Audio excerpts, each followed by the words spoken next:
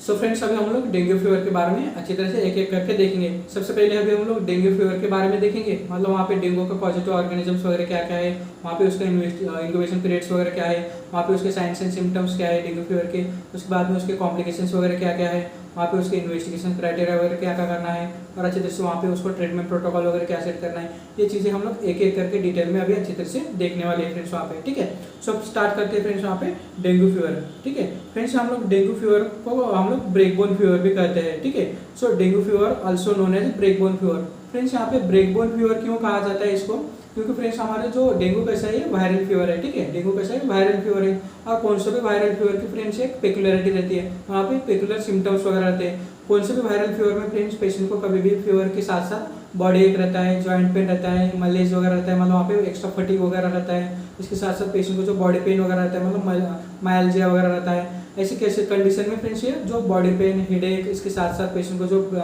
Joint pain वगैरह है, ये सब जो सिम्टम्स है ना पेशेंट के जो वायरल फीवर में बहुत ही ज़्यादा कॉमन रहते हैं। इसके साथ साथ ये फ्रेंड्स वहाँ पे डेंगू फीवर में भी पेशेंट को फीवर के साथ साथ हेडेक के साथ साथ वहाँ पे उसको बॉडी पेन, मतलब वहाँ पे जॉइंट पेन वगैरह बहुत ही ज़्यादा रहता है, मतलब जॉइंट पेन वगैरह सीवियर रहता है। तो ऐसी कंडीशन को हम लोग वहाँ पे ब्रेकबोन फीवर कह सकते हैं फ्रेंड्स वहाँ पे। ठीक है, so dengue fever is also known as breakbone fever. This is an infectious tropical disease. Friends ये ट्रॉपिकल एरिया में पाया जाता है, इसलिए इसको ट्रॉपिकल डिसीज भी कहा जाता है फ्रेंड्स वहाँ पे। ये caused by the dengue virus. किससे होता है ये? डेंगू वायरस की वजह से होता है फ्रेंड्स वहाँ पे। ठीक है, सो इसका अभी अब हम लोग डेंगू हेमोरेजिक फीवर का पॉजिटिव ऑर्गेनिजम्स वगैरह थोड़ी देर में हम लोग देखेंगे। सो अभी हम लोग डेंगू फीवर के जरा सा बारे में और जरा सा डिटेल में देखते हैं। ठीक है, सो फ्रेंड्स डेंगू फीवर या फिर वहाँ पे dengue haemorrhagic fever occurs in post monsoon season. कब होता है? जैसे कि हमने अभी देखा कि फ्रेंड्स वहाँ पे पोस्ट मानसून सीजन में ये जरा सा मैक्सिमम टाइम में देखा जाता है, क्योंकि फ्रेंड्स वहाँ पे जो पोर वाटर ड्रेनेज की वजह से वगैरह डेंगू को मस्किटोज वगैरह है, ये मस्किटो वो ब्रीडिंग वगैरह करते हैं। ठीक है, so it is occurs in post monsoon period when the breeding of mosquito is highest due to accommodation of the rain water in discarded materials. जैसे कि हमने अभी देखा कि फ्रेंड्स वहाँ पे जो सीमेंट टैंक्स वगैरह है, वहाँ पे पोर वाटर ड्रेनेज की वजह से वो पानी क्या होता है फ्रेंड्स वहाँ पे एक्यूमुलेट होने लगता है। ठीक है, वो पानी एक्यूमुलेट होने की वजह से वहाँ पे मस्किटोज की ब्रीडिंग वगैरह होती है, और वहाँ पे डेंगूज को मतलब वहाँ पे और डेंगूज वगैरह उस एरिया में वगैरह इसलिए पाया जाता है फ्रेंड्स ऐसे में। ठीक है, so due to Aedes breeding in stored water in cement tanks और earthen pots which are not emptied regularly, मतलब जो हम लोग कुछ रेगुलरली वो पानी वगैरह खाली नहीं करते, वहाँ पे अकोमुलेटेड वाटर की वजह से ऐसे एरियाज में वगैरह बहुत ज़्यादा डेंगू के लिए पेशेंट्स वगैरह पाया जाता है ऐसे केसेस में फ्रेंड्स वहाँ पे। जैसे कि वहाँ पे पोर वाटर ड्रेनेज वगैरह है, सो ऐसी कंडीशन में डेंगू का पेशेंट्स हमें बहुत ज़्यादा वहाँ पे दिखाई देते हैं ऐसे केसेस में फ्रेंड्स वहाँ पे। ठीक है, सो फ्रेंड्स यहाँ पे डेंगू के फीवर के बारे में हम लोगों ने जरा सा इन शॉर्ट में देखा। अभी हम लोग उसके पॉजिटिव एजेंट्स वगैरह देख लेते हैं, उसके एटियोलॉजिकल एजेंट्स देख लेते हैं फ्रेंड्स वहाँ पे। ठीक है, सो डेंगू फीवर और dengue haemorrhagic fever is caused by group of arbovirus और फ्लाविवायरस। उसको हम लोग फ्लाविवायरस भी कहते हैं फ्रेंड्स वहाँ पे। ठीक है, फ्रेंड्स ये जो एटियोलॉजिकल एजेंट्स वगैरह है ना, जो हम लोग यहाँ पे अभी देख रहे हैं अर्बोवायरस, फ्लाविवायरस वगैरह, ये सब चीज़ें है ना फ्रेंड्स वहाँ पे हम लोगों को नेट में जो नेट पीजी के एग्जाम्स वगैरह जो हम लोग फाइनल ईयर के बाद हम लोग बीएमएस फाइनल ईयर के बाद जो हम लोग पीजी के एग्जाम्स वगैरह देते हैं, ये नेट में वगैरह पूछा जाता है कि एटियोलॉजिकल एजेंट्स वगैरह मतलब डेंगू का एटियोलॉजिकल एजेंट्स वगैरह कौन से हैं, ये कौन से वायरसेस का है, ये कौन से ग्रुप का है, ये सब चीज़ें वगैरह हम लोगों को पूछा जाता है फ्रेंड्स वहाँ पे। ठीक है, सो हम लोगों को ये भी पता रहना चाहिए कि डेंगू कौन से ग्रुप का है और कौन से वायरसेस की वजह से वगैरह होता है, ये सब चीज़ें हम लोगों को पता रहना जरूरी है। इसलिए इन शॉर्ट में जरा सा हम लोग कभी देख लेते हैं वहाँ पे। ठीक है, सो डेंगू फीवर और dengue haemorrhagic fever is caused by group of arbovirus, that's flavivirus. ठीक है, अर्बोवायरस का एक ग्रुप से होता है ये, एंड इंक्लूड्स सीरोटाइप 1। इसके टाइप्स कौन से देखते हैं, सीरोटाइप्स कौन से इसके 1 2 3 4। इसको हम लोग डेंगू 1, डेंगू 2, डेंगू 3 और डेंगू 4 भी कहते हैं फ्रेंड्स वहाँ पे। ठीक है, सो डेंगू किसी वजह से होता है फ्रेंड्स वहाँ पे, एटियोलॉजिकल एजेंट्स क्या है उसका, it is caused by group of arbovirus. कौन सा ग्रुप है ये? अर्बोवायरस का एक ग्रुप रहता है जिसको हम लोग फ्लाविवायरस भी कहते हैं फ्रेंड्स वहाँ पे। ठीक है, सो इट इंक्लूड्स इसके सीरोटाइप्स कौन से हैं, serotype first, second, third and fourth, जिसको हम लोग dengue 1, dengue 2, dengue 3 and dengue 4 भी कहते हैं फ्रेंड्स वहाँ पे। इसकी वजह से फ्रेंड्स वहाँ पे इन्वेस्टिगेशन क्राइटेरिया भी हम लोग वहाँ पे जरा सा और बात करेंगे वहाँ पे। ठीक है, सो फ्रेंड्स यहाँ पे सीरोटाइप्स कौन से, जरा से यही ध्यान में रखना, 1 2 3 एंड 4 रहता है, और कौन सा ग्रुप से होता है, अर्बोवायरस और फ्लाविवायरस। ठीक है, it is called due to the bite of infected female Aedes एजिटाइप मस्किटो। ये कौन से मस्किटो बाइट होने की वजह से ह्यूमन में होता है फ्रेंड्स वहाँ पे, जो फीमेल एडिस एजिटाइप मस्किटो, मतलब उसका मोड ऑफ ट्रांसमिशन क्या है, ये एडिस एजिटाइप मस्किटोज रहता है ना, ये फीमेल मस्किटोज रहता है, ये मस्किटोज वगैरह ह्यूमन बीइंग को जो बाइट करते हैं, तब ये फ्रेंड्स वहाँ पे क्या होता है, ये ह्यूमन में डेंगू वायरस वगैरह इंट्रोड्यूस होता है, और वहाँ पे पेशेंट को जो डेंगू फीवर वगैरह या फिर डेंगू हेमोरेजिक फीवर वगैरह पेशेंट में देखा जाता है ऐसे केसेस में, ठीक है। सो फ्रेंड्स यहाँ पे मोड ऑफ ट्रांसमिशन क्या है, ये फीमेल एडिस एजिटाइप मस्किटो है यहाँ पे मोड ऑफ ट्रांसमिशन, ठीक है। और उसका इंक्यूबेशन पीरियड क्या है फ्रेंड्स, वहाँ पे इंक्यूबेशन पीरियड 2 to 7 डेज के बीच में रहता है फ्रेंड्स वहाँ पे, ये डेंगू वायरस का फीवर, ठीक है। डेंगू फीवर का इंक्यूबेशन पीरियड कितना है फिर यहाँ पे 2 to 7 डेज के बीच में रहता है फ्रेंड्स वहाँ पे, ठीक है। इसलिए पेशेंट को समझो सिम्टम्स वगैरह स्टार्ट होते हैं तो 207 दिन में पेशेंट को जब फीवर वगैरह रहता है, और वहाँ पे पेशेंट को सिम्टम्स वगैरह 207 दिन में पेशेंट को दिखाई देने लगता है अच्छी तरह से, ठीक है। सो इंक्यूबेशन पीरियड कितना है, इतना 2 to 7 डेज तक इसका इंक्यूबेशन पीरियड वगैरह है फ्रेंड्स वहाँ पे, ठीक है। अभी हम लोग फ्रेंड्स वहाँ पे उसके क्लिनिकल फीचर्स वगैरह देख लेते हैं, ठीक है। फ्रेंड्स यहाँ पे उसके क्लिनिकल फीचर्स कौन से इधर से एक एक करके अभी हम लोग देख लेते हैं, ठीक है। जैसे कि फ्रेंड्स वहाँ पे हम लोग डायग्राम में देख रहे हैं कि पेशेंट को फीवर वगैरह कैसा है, पेशेंट को जो जैसे वहाँ पे जो क्राइटेरिया वगैरह कैसा है, पेशेंट कैसे इल दिखता है, फटीग है पेशेंट में, ठीक है। वहाँ पे पेशेंट को जो नॉसिया वोमिटिंग रहता है, हेडेक वगैरह, फीवर वगैरह, इसके साथ साथ कौन से सिम्टम्स वगैरह होते हैं, इसको एक्यूट फेज कौन सी है, और वहाँ पे क्रोनिक फेज वगैरह कौन सी है, ये सब धीरे धीरे अच्छी तरह से अभी हम लोग देखेंगे फ्रेंड्स वहाँ पे, ठीक है। जैसे कि हम लोगों ने अभी देखा था कि फ्रेंड्स वहाँ पे वायरल फीवर में ये पेकुलर सिम्टम्स वगैरह कौन से रहते हैं, पेशेंट में हेडेक रहता है, वहाँ पे फीवर के साथ साथ हेडेक, उसके साथ साथ बॉडी पेन वगैरह रहता है, जॉइंट पेन रहता है, वहाँ पे माइल्जिया वगैरह रहता है। तो ऐसे केसेस में ये डेंगू फीवर में भी ये सब सिम्टम्स वगैरह दिखाई देते हैं फ्रेंड्स वहाँ पे, ठीक है। लेकिन वहाँ पे जो friends early signs and symptoms है ना पेशेंट में, जो पहले 2 दिनों में पेशेंट को मलेज एंड हेडेक दिखाई देने लगता है। मलेज मतलब क्या रहता है फ्रेंड्स, वहाँ पे पेशेंट को एक्स्ट्रा फटीग वगैरह दिखती है, ठीक है। ये मलेज मतलब क्या रहता है फ्रेंड्स, वहाँ पे पेशेंट को फटीग दिखाई देने लगता, फटीग होता है, ठीक है। मतलब वहाँ पे पेशेंट को कुछ भी लॉस ऑफ एपेटाइट, पेशेंट को एकदम डिहाइड्रेटेड लगने लगता है, एकदम पेशेंट को बॉडी कैसे एकदम फटीग टाइप लगती है, इसको हम लोग मलेज कहते हैं। इसलिए पेशेंट को जो अर्ली साइंस एंड सिम्टम्स है ना, पहले 2 दिनों में पेशेंट को मलेज मतलब वहाँ पे फटीग एंड उसके साथ साथ पेशेंट को हेडेक वगैरह दिखाई देने लगता है ऐसे केसेस में फ्रेंड्स वहाँ पे, ठीक है।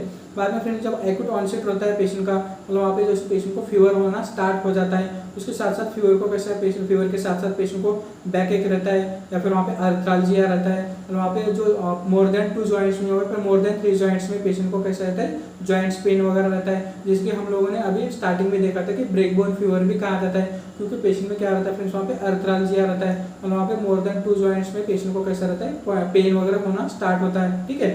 इसके साथ साथ पेशेंट में हेडेक दिखाई देने लगता है, जनरलाइज्ड पेन रहता है, इसलिए इस पेशेंट को कैसे ब्रेकबोन फीवर भी कहा जाता है ऐसे केसेस में फ्रेंड्स वहाँ पे, ठीक है। बाद में पेशेंट को कैसा है, ये अब्डोमिनल सिम्टम्स में पेशेंट को अनरेक्सिया रहता है, नॉसिया रहता है, और फिर वोमिटिंग वगैरह रहती है, ठीक है। या फिर पेशेंट को कैसे है अपर रेस्पिरेटरी ट्रैक्ट सिम्टम्स में पेशेंट को फेरेंजाइटिस जैसे, या फिर सोर थ्रोट वगैरह जैसे, ये भी सिम्टम्स पेशेंट में एक्यूट फेज में पेशेंट को दिखाई दे सकते हैं। ये सब सिम्टम्स में पेशेंट को कई बार फीवर के साथ साथ जॉइंट्स पेन वगैरह ये सब सिम्टम्स भी रहते हैं, या फिर कई बार पेशेंट को जीआईटी रिलेटेड भी सिम्टम्स रह सकते हैं। उसके साथ साथ पेशेंट को जो है रेस्पिरेटरी रिलेटेड भी ये सिम्टम्स जो कैसा है, मतलब अपर रेस्पिरेटरी ट्रैक्ट्स के जो इन्फेक्शंस वगैरह है, जैसे कि फेरेंजाइटिस हो गया, सोर थ्रोट वगैरह हो गया, ये सब सिम्टम्स भी पेशेंट को दिखाई दे रख सकते हैं फ्रेंड्स वहाँ पे, ठीक है। फ्रेंड्स जो फीवर रहता है ना ऐसे केसेस में डेंगू में usually last for 7 to 8 days तक पेशेंट को फीवर रहता है फ्रेंड्स वहाँ पे, ठीक है। जो एक्यूट फेज रहते हैं ना पेशेंट की, मतलब वहाँ पे जो पेशेंट का फीवर रहता है ना, फीवर पेशेंट को 7 से 8 दिनों तक पेशेंट को फीवर ये रह सकता है फ्रेंड्स वहाँ पे। इसी दौरान पेशेंट में क्या होता है फ्रेंड्स वहाँ पे पेशेंट का जो सर रैशेस भी कई बार दिखाई देने लगते हैं फ्रेंड्स वहाँ पे, ठीक है। ये रैशेस कैसे रहते हैं फ्रेंड्स वहाँ पे, बॉडी में कैसे ये मैकुलर जो रैशेस रहते हैं, ठीक है, मैकोपैपुलर जो रैशेस रहते हैं, ऐसे पेशेंट को पेटेची टाइप में भी रैशेस रहते हैं फ्रेंड्स वहाँ पे, ठीक है। ये पेटेची मतलब जो इंटरनल हीमोरेज वगैरह रहता है ना ऐसे केसेस में, क्योंकि फ्रेंड्स वहाँ पे जो प्लेटलेट्स काउंट वगैरह यहाँ पे डिक्रीज हो जाती है, ठीक है। वहाँ पे फ्रेंड्स कैपिलरीज की फ्रैगिलिटी की वजह से वगैरह प्लेटलेट काउंट्स डिक्रीज हो जाते हैं, और वहाँ पे पेशेंट को जो इंटरनल ब्लीडिंग के कारण जो है पेटेची वगैरह दिखते हैं, मतलब वहाँ पे जरा सा रेड पैचेस वगैरह दिखाई देते हैं हमारी स्किन में। यहाँ पे देखो कैसे स्कैर्ड पेटेची वगैरह वहाँ पे दिखाए ना, ऐसे फ्रेंड्स वहाँ पे पेशेंट को कैसे स्पॉट रेड स्पॉट्स वगैरह आते हैं ऐसे केसेस में, ठीक है। सो रैश इनिशियल फ्लशिंग फेंट मैकुलर रैशेस दिखाई देते हैं फर्स्ट 1 to 2 डेज में पेशेंट को जो है रैशेस वगैरह पेशेंट को स्टार्ट हो जाते हैं फ्रेंड्स वहाँ पे, ठीक है। फ्रेंड्स ये फीवर है ना पेशेंट को 7 से 8 दिनों में देखा था हम लोगों ने। इसका फ्रेंड्स ये कंटिन्यूस पैटर्न रहता है, ठीक है। इसका पैटर्न कैसा रहता है, पेशेंट को फीवर कैसा रहता है, कंटिन्यूस टाइप का रहता है। वहाँ पे पेशेंट को एक बार फीवर स्टार्ट हो गया तो 1 या 2 डिग्री में वगैरह पेशेंट को कैसा है, वहाँ पे जो 1 या 2 डिग्री में पेशेंट को जरा सा कम ज़्यादा वगैरह फीवर आता है, लेकिन वहाँ पे कंटिन्यूस टाइप का फीवर रहता है, मतलब हाई ग्रेड फीवर जैसे कि 100 के ऊपर ही फीवर रहता है। और वहाँ पे पेशेंट को सैडल बैक, मतलब वहाँ पे जैसे कि हम लोग जो पैटर्न देखते हैं फीवर का, जो पैटर्न कंटिन्यूस टाइप का फीवर रहता है ना, उसका कंटिन्यूस टाइप का फीवर रहता है, मतलब वहाँ पे 1 डिग्री सेल्सियस से जरा सा डिफरेंशिएशन वगैरह रहता है विद अ ब्रेक। वहाँ पे इसलिए continuous and saddle back type का फीवर रहता है with break on 4th to 5th day, मतलब वहाँ पे फीवर जो रहता है 4 या 5 दिनों तक पेशेंट को कैसा है, 4 से 5 दिन के बाद थोड़ा थोड़ा फीवर जो रहता है धीरे धीरे कम होने लगता है। मतलब वहाँ पे पहले जो लेकिन 5 से 6 दिनों तक फीवर कैसे कंटिन्यूस टाइप का रहता है, जैसे कि हम लोगों ने लास्ट चैप्टर में देखा कि फीवर में कैसा है कंटिन्यूस टाइप का फीवर वगैरह रहता है ना, मतलब वहाँ पे पेशेंट को जो टेम्परेचर एक बार 37 डिग्री से ऊपर हो जाता है, मतलब वहाँ पे समझो कंटिन्यूसली बॉडी टेम्परेचर कैसे 100 डिग्री सेल्सियस वगैरह है, मतलब वहाँ पे नॉर्मल डिग्री से above temperature continuously through out the day वगैरह रहता है। इसलिए ऐसे केसेस में पेशेंट को जो फीवर रहता है ना 4th to 5th डे के बाद धीरे धीरे पेशेंट का फीवर कम होने लगता है, ठीक है। और जो रैशेज भी पेशेंट को दिखाई देने लगती है, कैसे पेटेंशियल रैशेज वगैरह पेशेंट में कई बार दिखाई देने लगते हैं ऐसे केसेस में फ्रेंड्स वहाँ पे, ठीक है। ये होगा फ्रेंड्स वहाँ पे एक्यूट ऑनसेट में सिम्टम्स वगैरह पेशेंट को ये दिखाई देते हैं फ्रेंड्स वहाँ पे, ठीक है। जिसकी हम लोग इमेज देख रहे हैं फ्रेंड्स वहाँ पे पेशेंट को, ठीक है। ये बच्चा है ये, ठीक है। इसमें सिम्टम्स वगैरह पेशेंट को देख रहे हैं, ये इन्फेक्शन जो ये फीमेल जो एडिस मस्किटो है, मस्किटो ह्यूमन में बाइट करने के बाद पेशेंट में एक्यूट ऑनसेट में सबसे पहले पेशेंट को फीवर आने लगता है। इसके साथ साथ हेडेक वगैरह लगता है। जीआईटी सिम्टम्स में पेशेंट को नॉसिया वॉमिटिंग दिखते हैं। इसके साथ साथ पेशेंट को बोनी पेन, मतलब वहाँ पे जो जॉइंट पेन वगैरह बहुत ज़्यादा दिखाई देने लगता है। इसके साथ साथ पेशेंट को जो माइल्जिया वगैरह रहता है, क्योंकि वायरल फीवर का जो कि पेक्युलर सिम्टम्स वगैरह है, ठीक है। इसके साथ साथ जो पेशेंट को जो पेटेंशियल जो ये रैशेज वगैरह है, ये रैशेज भी दिखाई देने लगते हैं। कई बार बहुत ज़्यादा प्लेटलेट्स वगैरह डिक्रीज होने की वजह से कई बार क्या होता है वहाँ पे एपिस्टैक्सिस वगैरह, नाक में से खून आने लगता है पेशेंट के, ये सब सिम्टम्स पे पेशेंट को दिखाई देने लगते हैं। उसके साथ साथ हम लोग ब्लड इन्वेस्टिगेशन देख लेते हैं, तो ब्लड प्लेटलेट्स वगैरह पेशेंट को क्या डिक्रीज होते हैं यहाँ पे, ठीक है। ये सब सिम्टम्स वगैरह जरा सा डायग्रामेटिक जरा सा भी देखना चाहिए, क्योंकि फ्रेंड्स वहाँ पे जल्दी से हम लोग ये भूलते नहीं है ऐसे केसेस में, ठीक है। इसलिए इमेज प्रॉपर तरीके से देख लेना। पेशेंट कैसे प्रेजेंटिंग कम्प्लेक्स ये सब सिम्टम्स वगैरह लेके हमारे पास आ सकता है, तो हम लोगों को जरा सा इन्वेस्टिगेशन वगैरह उसके हिसाब से करने रहते हैं और प्रॉपर तरीके से हम लोगों को ये ट्रीटमेंट प्रोटोकॉल में सेट करना रहता है फ्रेंड्स ऐसे केसेस में, ठीक है। ये हो गया फ्रेंड्स वहाँ पे एक्यूट ऑनसेट में पेशेंट के सिम्टम्स वगैरह इस ऐसे देख सकते हैं, ठीक है। अभी हम लोग देख लेते हैं फ्रेंड्स वहाँ पे उसके कुछ कॉम्प्लिकेशंस वगैरह है क्या, ठीक है। डेंगू जो फीवर है ना, डेंगू फीवर के प्रॉपर तरीके से हम लोग समझो इनिशियल स्टेज में ट्रीटमेंट प्रॉपर तरीके से नहीं करते, तो वहाँ पे पेशेंट को क्या रहता है फ्रेंड्स वहाँ पे कॉम्प्लिकेशंस वगैरह बढ़ जाते हैं। यहाँ पे कॉम्प्लिकेशंस वगैरह क्या क्या है जरा से एक एक करके देख लेते हैं फ्रेंड्स। वहाँ पे सबसे जो मेन कॉम्प्लिकेशंस रहता है ना डेंगू का, डेंगू हेमोरेजिक फीवर रहता है, ठीक है। डेंगू का क्या सबसे मेन कॉम्प्लिकेशंस क्या है फ्रेंड्स वहाँ पे, डेंगू का सबसे मेन कॉम्प्लिकेशंस क्या है यहाँ पे डेंगू हेमोरेजिक फीवर। इसके साथ साथ क्या रहता है फ्रेंड्स वहाँ पे DIC, मतलब वहाँ पे डिसेमिनेटेड इंट्रावास्कुलर कोएगुलेशन, ये कोएगुलेशन भी पेशेंट में कई बार दिखाई दे सकता है फ्रेंड्स वहाँ पे, ठीक है। सो ये कॉम्प्लिकेशंस एक एक करके हम लोग देख लेते हैं।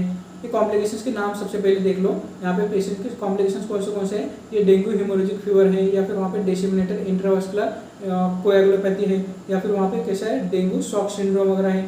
ये फ्रेंड्स पेशेंट को कैसा है ये पेशेंट को कॉम्प्लिकेशंस वगैरह है। जब हम लोग प्रॉपर तरीके से ट्रीटमेंट नहीं करते तो ऐसे केसेस में ये कॉम्प्लिकेशंस वगैरह बढ़ जाने के बाद पेशेंट को क्या होता है फ्रेंड्स वहाँ पे डेंगू हेमोरेजिक फीवर, या फिर वहाँ पे डेंगू हेमोरेजिक फीवर में क्या होता है फ्रेंड्स वहाँ पे बॉडी में कैसा रहता है कहीं से भी ब्लीडिंग वगैरह, या फिर नेचुरल ओरिफिस से पेशेंट को ब्लीडिंग वगैरह होना स्टार्ट हो सकता है, या फिर वहाँ पे डेंगू शॉक सिंड्रोम में पेशेंट चला जा सकता है, ठीक है। मतलब वहाँ पे पेशेंट को कैसा रहता है पेशेंट को डेंगू, मतलब वहाँ पे पेशेंट को बहुत ज़्यादा प्लेटलेट्स वगैरह कम होने की वजह से, या फिर वहाँ पे पेशेंट हाइपोटेंशन में वगैरह चले जाते हैं ऐसे केसेस में, और हाइपोटेंशन में वगैरह चले जाने की वजह से कई बार ये डेंगू शॉक सिंड्रोम वगैरह भी हो सकता है ऐसे केसेस में फ्रेंड्स वहाँ पे, ठीक है।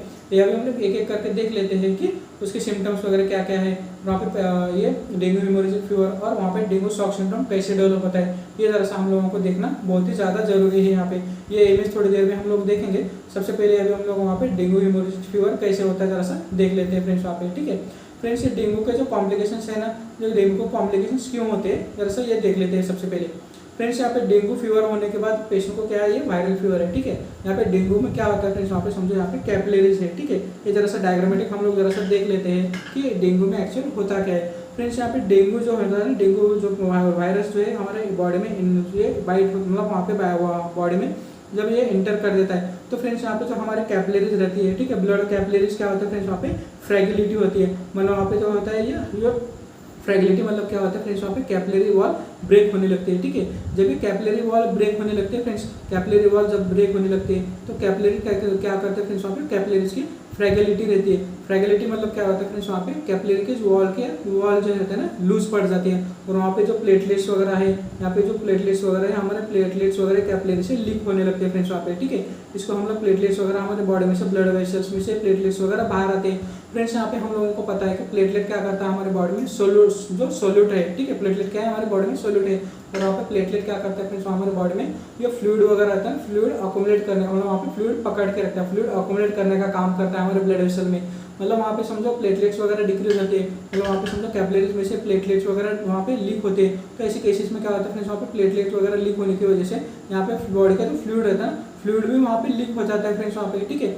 ये फ्लूइड भी लीक होता है यहाँ से, इसलिए इसको हम लोग लीकिंग सिंड्रोम भी कहते हैं फ्रेंड्स वहाँ पे, ठीक है। इसलिए हम लोग यहाँ पे लीकिंग सिंड्रोम भी कहते हैं ऐसे डेंगू को, ठीक है।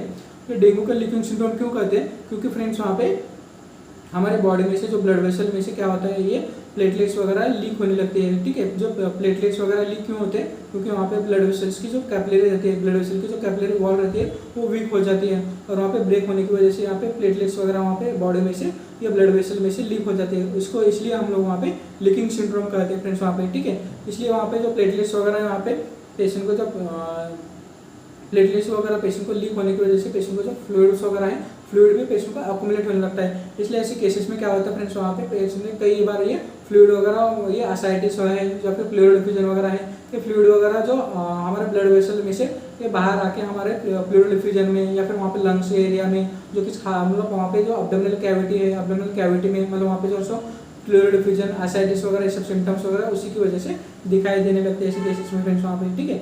ऐसे केसेस में क्या होता है फिर वहाँ पे कैपिलरी फ्रेगलिटी की वजह से, मतलब वहाँ पे कैपिलरी वॉल ब्रेक होने की वजह से वहाँ पे पेशेंट को कैसा रहता है, प्लेटलेट्स वगैरह वहाँ पे ओजिंग होने लगता है प्लेटलेट का, ठीक है।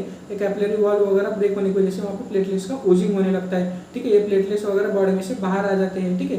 प्लेटलेट्स वगैरह बॉडी में से बाहर आ जाते हैं, इसलिए वहाँ पे ब्लड वेसल्स में कैसे थ्रोम्बोसाइटोपेनिया दिखाई देने लगता है, वहाँ पे कैपिलरी लीक वहाँ पे बढ़ जाता है, और वहाँ पे फ्रेंड्स कैपिलरी वगैरह वहाँ पे लीक होने की वजह से ये ब्लड का जो आरबीसीज वगैरह रहता है, आरबीसीज का वहाँ पे, आरबीसीज का क्या रहता है फ्रेंड्स वहाँ पे, ये आरबीसीज का हीमो कॉन्सेंट्रेशन बढ़ जाता है, ठीक है। आरबीसी का क्या होता है फ्रेंड्स वहाँ पे, हीमो कॉन्सेंट्रेशन जो है आरबीसी का कॉन्सेंट्रेशन बढ़ जाता है, मतलब वहाँ पे जो हीमेटोक्राइट्स है ना, एचसीटी मतलब हीमेटोक्राइट्स का कॉन्सेंट्रेशन भी इसलिए वहाँ पे बढ़ जाता है। तो ऐसे केसेस में क्या होता है फ्रेंड्स, वहाँ पे कैपिलरी लीक होने की वजह से, वहाँ पे कैपिलरी लीक होने की वजह से प्लेटलेट्स वगैरह ओजिंग होती है, और वहाँ पे हीमेटोक्राइट का कॉन्सेंट्रेशन भी बढ़ जाता है, इसलिए पेशेंट में समझो वहाँ पे फ्लूइड्स वगैरह भी कम होते हैं ब्लड वेसल्स में फ्लूइड कम होता है, इसलिए पेशेंट में हाइपोटेंशन वगैरह दिखाई देने लगता है, इसलिए वहाँ पे टैकीकार्डिया वगैरह दिखाई देने लगता है। जैसे हमने अभी देखा कि फ्रेंड्स वहाँ पे कैपिलरी लीक होने की वजह से प्लेटलेट्स वगैरह वहाँ पे ओजिंग होने लगता है, प्लेटलेट्स ओजिंग होने की वजह से पेशेंट में क्या होता है फ्रेंड्स, वहाँ पे प्लूरल डिफ्यूजन, असाइटिस वगैरह ये सब चीज़ें भी वहाँ पे देखा जा सकता है फ्रेंड्स वहाँ पे, ठीक है।